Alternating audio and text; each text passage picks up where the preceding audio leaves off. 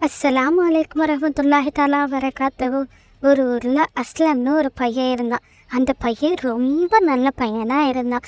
வேலைக்கு ஸ்கூலுக்கு போகிறது, மദ്രஸாவுக்கு போகிறது, அவங்க அப்பா அம்மாவோட பேச்சை தட்டாமல் கேட்குறது, வீட்டு வேலைகளில் தன்னால் முடிஞ்ச உதவிகளை செய்கிறது, இறை விஷயங்களை கற்றுக்கிறதுல ஆர்வம் காட்டுறது அப்படின்னு ரொம்பவே நல்ல பையனாக இருந்தான். அதனாலேயே அவன் வீட்டுக்கு ரொம்ப செல்ல பிள்ளையாக இருந்தான். அவங்க அப்பா அஸ்லமை அடிக்கடி பள்ளிக்கு கூட்டிகிட்டு போய் தொழுக வைக்கிறத வழக்கமாக வச்சுருந்தார். அப்போ தான் அஸ்லமுக்கும் தொழுகையும் ஜமாத்தோட தொழுறதோட முக்கியத்துவமும் தெரியும் அப்படின்னு அடிக்கடி அஸ்லமுடைய அப்பா அவனுக்கு பள்ளிக்கு கூட்டிகிட்டு போவார். அந்த மாதிரி ஒரு நாள் அஸ்லமோட அப்பாவும் அவனும் பள்ளிக்கு போய் தொழுதுட்டு இருக்கும்போது அஸ்லமுடைய பார்வை அங்கே எழுதியிருந்த ஒரு வாசகத்தின் மேலே பட்டது.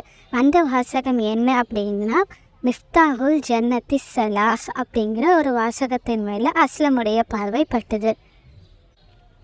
அஸ்லமும் அப்படின்னா என்னவா இருக்கும் அப்படின்னு ரொம்பவே யோசித்தான். சரி, நம்ம வீட்டுக்கு போய் அப்பா கிட்ட கேட்டு தெரிஞ்சுக்கலாம் அப்படின்னு நினச்சி வச்சுட்டான். வீட்டுக்கு வந்து அவங்க அப்பா அவனுக்கு இஸ்லாமிய விஷயங்களை கற்றுக் கொடுக்கறதுக்காக உட்கார வச்சு சொல்லி கொடுத்துட்டு இருக்கும்போது அஸ்லம் இந்த டவுட்டையும் கேட்டான். அப்பா, இந்த மாதிரி நான் பள்ளியில் மிஃப்தாஹுல் ஜன்னத்தி ஸலாஹ் ஒரு வாசகத்தை பார்த்தேன், அப்படின்னா என்னப்பா அப்படின்னு கேட்குறான். அதுக்கு அவங்க அப்பா சொன்னாங்க, அஸ்லம், நான் இதை உனக்கு ஒரு கதையாகவே விளக்கித்தரேன், கதை கேட்க ரெடியாக இருக்கியா அப்படின்னு கேட்குறாங்க. அஸ்லமும் ஆர்வத்தோடு கதையை கேட்க ஆரம்பிக்கிறான். அவங்க அப்பா சொல்ல ஆரம்பிக்கிறாங்க. ஒரு அழகான கிராமத்தில் பிலால்னு ஒரு மனுஷன் இருந்தார். அவர் பழக்கடை வச்சுருந்தார். காலையிலேருந்து சாயங்காலம் வரைக்கும் ரொம்பவே உழைச்சி கடையை நடத்தி வந்தார். எவ்வளவு வேலைகள் இருந்தாலும் எவ்வளவு அசதியில் தோணாலும் அவர் காலையில் ஃபஜர் தொழுகைக்கு எந்திரிக்க என்றைக்குமே தவறினது கிடையாது. ஃபஜர் தொழுகை மட்டும் இல்லை, எவ்வளோ வேலைகள் இருந்தாலும் அந்த வேலைகளெல்லாம் தொழுகை நேரம் வந்த உடனே விட்டுட்டு ஜோஹரும் அசரும் கூட தொழுதுக்குவார்.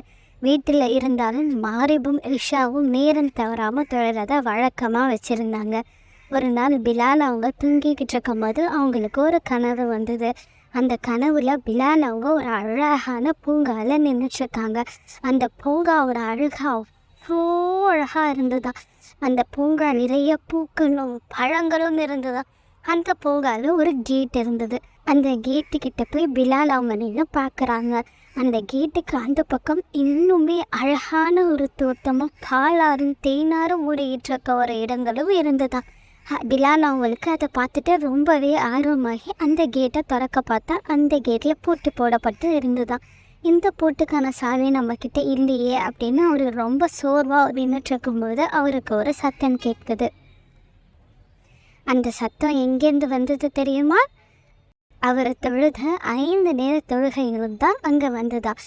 பிலால் அவர்களே, நாங்கள் தான் நீங்கள் தவறாமல் தொழுந்த தொழுகைகள் வந்திருக்கோம், நாங்கள் தான் சாவியாக மாறி உங்களுக்கு இந்த கேட்டை ஓப்பன் பண்ணி தரப்போகிறோம் அப்படின்னு சொல்லிக்கிட்டு அந்த தொழுகைகள் எல்லாமே சேர்ந்து சாவியாக மாறி அந்த கேட்டை ஓப்பன் பண்ண வழி கொடுத்ததான்.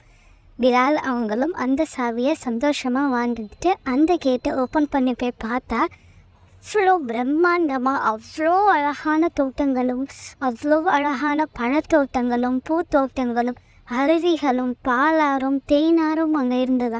பிரமிச்சு போய் பிலால் அவங்க பார்த்தாங்களாம். அஸ்லம், இந்த கதையிலேருந்து உனக்கு என்ன புரிஞ்சுது அப்படின்னு கேட்டாங்களாம் அவங்க அப்பா. அஸ்லமும் சொன்னானா, அந்த பூங்காக்கான கேட்டு தொழுகையா அப்பா அப்படின்னு கேட்டானாம். அதுக்கு அவங்க அப்பா சொன்னாங்களாம், அந்த பூங்கா தான் அஸ்லம் சொர்க்கம். அந்த சொர்க்கத்தை நம்ம திறந்து உள்ளே போகணும் அப்படின்னா அந்த சாவிகள் நம்ம தவறாமல் தொழுகிற தொழுகைகளாக தான் இருக்கும். இதைத்தான் நம்ம நபிகள் நாயகம் ஸல்லல்லாஹு அலைஹி வஸல்லம் அவர்கள் மிஃப்தாஹுல் ஜன்னத்தி ஸலாஹ், நீங்கள் தொழுகை தான், உங்களுடைய தொழுகை தான் சொர்க்கத்தின் சாவி, நீங்கள் தொழுதால் மட்டும்தான் சொர்க்கத்தின் சாவியோடு நீங்கள் உள்ளே போக முடியும் அப்படின்னு சொல்லியிருக்காங்க. இந்த வாசகம்தான் நீ அங்கே எழுதியிருந்ததை பார்த்துருக்க. இது ஒரு ஹதீஸ், அதாவது நாயகம் ஸல்லல்லாஹு அலைஹி வஸல்லம் அவர்கள் நமக்கு சொல்லிக் கொடுத்த வாக்கியங்கள், நமக்கு சொல்லிக் கொடுத்த விஷயங்கள் தான் ஹதீஸ் அப்படின்னு நம்ம சொல்கிறோம். சரி, இப்போ மறுபடியும் அந்த ஹதீஸுக்கு வருவோம்.